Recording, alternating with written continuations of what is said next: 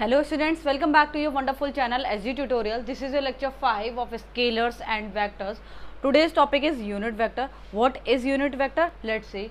A vector of unit magnitude and points in a particular direction is known as unit vector. देखिए आप लोगों ने देखा होगा पहले कि जो वेक्टर क्वांटिटी है उसको हम कैसे रिप्रेजेंट करते थे, मैग्नीट्यूड इनटू डायरेक्शन से रिप्रेजेंट, ऐसे इस तरीके से कुछ रिप्रेजेंटेशन था वेक्टर क्वांटिटी का। ठीक है, अब ये जो वेक्टर क्वांटिटी को जब हम ऐसे रिप्रेजेंट करते तो सपोज करो मैंने एक कंसिडर कर लिया, एक वेक्टर ए है, इसके मैग्नीट्यूड को आप कैसे लिखोगे, मॉड ए से रिप्रेजेंट करोगे। तो इसकी जो डायरेक्शन, वेक्टर ए की डायरेक्शन अलोंग ए, ठीक है, क्या हो जाएगी, ए कैप। तो ये जो ए कैप है ना, इसको ही हम क्या बोलते हैं, यूनिट वेक्टर। इसको ही हम क्या बोलेंगे, यूनिट वेक्टर। अब ये जो ए कैप है इसको हम कैसे लिख सकते हो, और A cap is equal to vector A divided by mod A. ठीक है, तो अगर कोई वेक्टर गिवन है उसका हम मैग्नीट्यूड फाइंड आउट कर सकते हैं, तो हम क्या निकाल सकते हैं, उसकी डायरेक्शन इस फॉर्मूले के थ्रू। ठीक है, ये याद रखना है इस फॉर्मूले को। तो अब ये देखना ये है, ये जो वेक्टर ए की जो डायरेक्शन है वो कौन सी डायरेक्शन होगी, अलोंग वेक्टर ए। ठीक है, ये ध्यान रखना है, जो ए कैप की जो डायरेक्शन रहेगी, जो डायरेक्शन होगी अलोंग गिवन वेक्टर। जैसे यहाँ पर वेक्टर क्या गिवन है, वेक्टर ए है, तो वेक्टर ए के अलोंग जो डायरेक्शन होगी उसे हम क्या बोलेंगे, यूनिट वेक्टर, जिसका मैग्नीट्यूड क्या रहता है, 1 इस वेक्टर का। ठीक है, इतनी बात समझ में आ गई, अलोंग डायरेक्शन ए। तो अभी देखना ये है, इसके कुछ पॉइंट्स हैं, जैसे कि ये जो ए कैप जो यूनिट वेक्टर है इसकी यूनिट क्या होगी, कोई यूनिट नहीं होगी, तो नो यूनिट। अब जब यूनिट नहीं है तो डायमेंशन भी नहीं होगी, तो नो यूनिट एंड डायमेंशन, इसकी कोई यूनिट नहीं होती ना ही डायमेंशन होता है। ठीक है, second point is what, magnitude 1 है। ये किसके लिए यूज किया जाता है वेक्टर, ये जो ए कैप है सिर्फ एक ही इसका खास यूज है, डायरेक्शन को प्रोवाइड कराने के लिए। ठीक है, ये डायरेक्शन प्रोवाइड कराता है। ठीक है, और इसका कोई खास पूरी फिजिक्स में यूज नहीं है। यूनिट वेक्टर का जो यूज है वो सिर्फ यही है, ये डायरेक्शन प्रोवाइड कराता है। ठीक है, तो ये सेकंड पॉइंट क्या हो जाएगा, प्रोवाइड डायरेक्शन। ठीक है, ये कुछ पॉइंट्स हो गए, ये 2 पॉइंट्स हो गए, प्लस ए कैप का जो वैल्यू है आप कैसे निकाल सकते हो, vector A divided by mod A. अब ये जो यूनिट वेक्टर है, ये जो यूनिट वेक्टर है, इसको हम रेक्टेंगुलर कोऑर्डिनेट सिस्टम में इसको कैसे रिप्रेजेंट करेंगे, चलिए देख लेते हैं। ठीक है, अब देखो रेक्टेंगुलर कोऑर्डिनेट सिस्टम को हम कैसे रिप्रेजेंट करते हैं, X axis, Y axis and Z axis से। ठीक है, ये हो गया X axis, Y axis and Z axis. ठीक है, अब यूनिट वेक्टर को हम यहाँ पर कैसे यूनिट वेक्टर का हम कैसे यूज़ करने वाले हैं, देखिए इसके थ्रू हम क्या कर सकते हैं, यूनिट वेक्टर का काम क्या है, डायरेक्शन प्रोवाइड कराना। अगर कोई वेक्टर एक्स एक्सिस डायरेक्शन में है, इस डायरेक्शन में है, तो हम उसको कैसे रिप्रेजेंट करेंगे, आई कैप से। ठीक है, एक्स एक्सिस में अगर कोई वेक्टर है तो उसकी डायरेक्शन हम आई कैप से रिप्रेजेंट करेंगे। वाई एक्सिस की अगर हम बात करें तो हम जे कैप से रिप्रेजेंट करते हैं। अगर मुझे जेड एक्सिस की अगर कोई बात कर रहा है तो हम क्या बोलेंगे, उसको के कैप से रिप्रेजेंटेशन होगा उसका। ठीक है, आई जे के। अब इन्हीं आई जे के का मैग्नीट्यूड कैसा होगा, मैग्नीट्यूड सबका कैसा होगा, सेम रहेगा, क्या रहेगा, 1, क्योंकि यूनिट वेक्टर का तो मैग्नीट्यूड कैसा होता है, 1। ये तो सिर्फ डायरेक्शन के लिए यूज किया जाता है। ठीक है, तो ये इतनी बात समझ में आ गई, आई जे के। ठीक है, अब अगर सपोज करो, देखो एक आदमी है जो v वेलोसिटी से, ठीक है, एक आदमी है जो v वेलोसिटी से 3 मीटर पर सेकेंड से x डायरेक्शन में जा रहा है, तो इसकी वेक्टर फॉर्म क्या होगी, वेक्टर फॉर्म आप कैसे फाइंड आउट करोगे, इसको वेक्टर फॉर्म में कैसे कन्वर्ट करना है। तो देखो वेक्टर फॉर्म के लिए आपको पता है कैसे लिखते हैं, मैग्नीट्यूड इनटू डायरेक्शन। तो यहाँ पर जो मैग्नीट्यूड है वो क्या है, 3 है। अब डायरेक्शन क्या है, गिवन है एक्स डायरेक्शन, तो एक्स डायरेक्शन में हम कैसे रिप्रेजेंट करते हैं, आई कैप से रिप्रेजेंट करते हैं, तो 3 आई कैप। ठीक है। अब यहीं पे अगर मेरे को बोला जाए कि जो v जो वेलोसिटी है, वही जो व्यक्ति है वो 4 मीटर पर सेकंड से y डायरेक्शन में मूव कर रहा है। अब y डायरेक्शन में जब वो मूव कर रहा है तो हम कैसे रिप्रेजेंट करेंगे वेक्टर फॉर्म को? 4y डायरेक्शन को कैसे रिप्रेजेंट करते हैं? j कैप से, 4j कैप।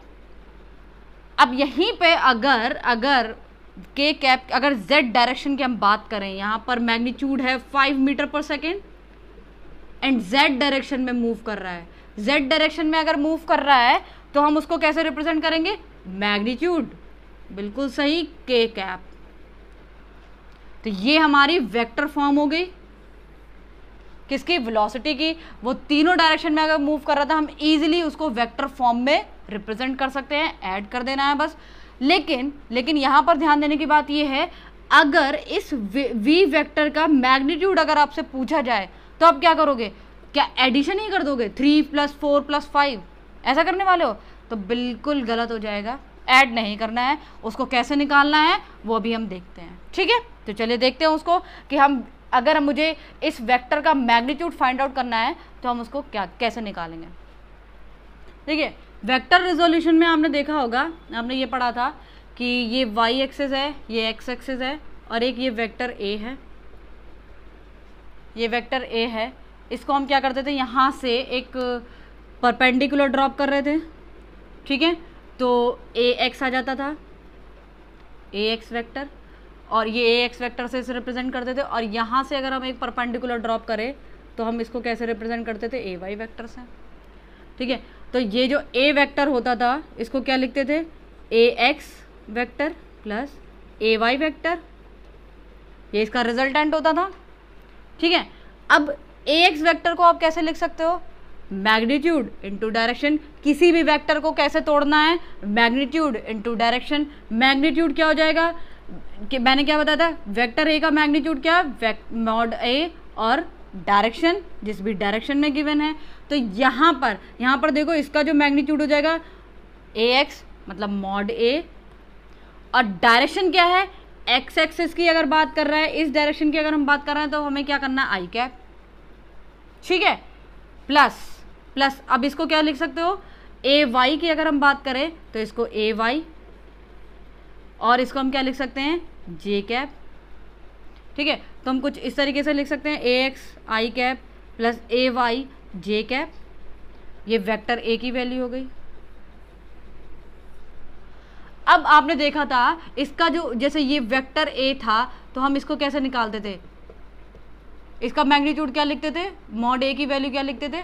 अंडर रूट में ax² प्लस ay², कुछ ऐसे ही लिखते थे। इसी तरीके से यहाँ पर भी कर सकते हो।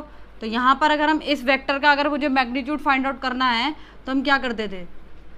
ये इसका ax², यहाँ पर ax² क्यों? क्योंकि i की वैल्यू क्या हो जाएगी? 1 हो जाएगी, 1 ही है, और ay की वैल्यू क्या हो जाएगी? ay²। ठीक है, तो यहाँ से आप मैग्नीट्यूड भी फाइंड आउट कर सकते हो। यहीं पर अगर z की भी बात कर दी जाए, यहाँ पर अगर az, ठीक है, az अगर कंपोनेंट आप निकाल रहे हो, और यहाँ पर फिर किस तरीके से लिख सकते हो? az, ये ऐसी कुछ सिचुएशन आ जाए तो यहाँ पर k कैप, और यहाँ पर क्या हो जाएगा? az k कैप, और क्या हो जाएगा? फिर इसका मैग्नीट्यूड आप कैसे निकाल सकते हो? Simple, ax² plus ay² plus az²। ठीक है, तो किसी भी वेक्टर का आप मैग्नीट्यूड फाइंड आउट कर सकते हो। 3 वेक्टर अगर गिवन है, ठीक है, मतलब एक वेक्टर के जो 3 कंपोनेंट करके आप उसकी मैग्नीट्यूड फाइंड आउट कर सकते हो। डायरेक्शन एक कैप वाले फॉर्मूले से, इसका याद रखना बहुत ज़्यादा इंपॉर्टेंट है। डायरेक्शन यूनिट वेक्टर जो है बहुत ज़्यादा पूछा जाता है, तो उसका डायरेक्शन आप फाइंड आउट कर सकते हो इस फॉर्मूले के थ्रू। ठीक है, तो चलिए एक क्वेश्चन के थ्रू समझ लेते हैं, ज़्यादा अच्छे से क्लियर हो जाएगा।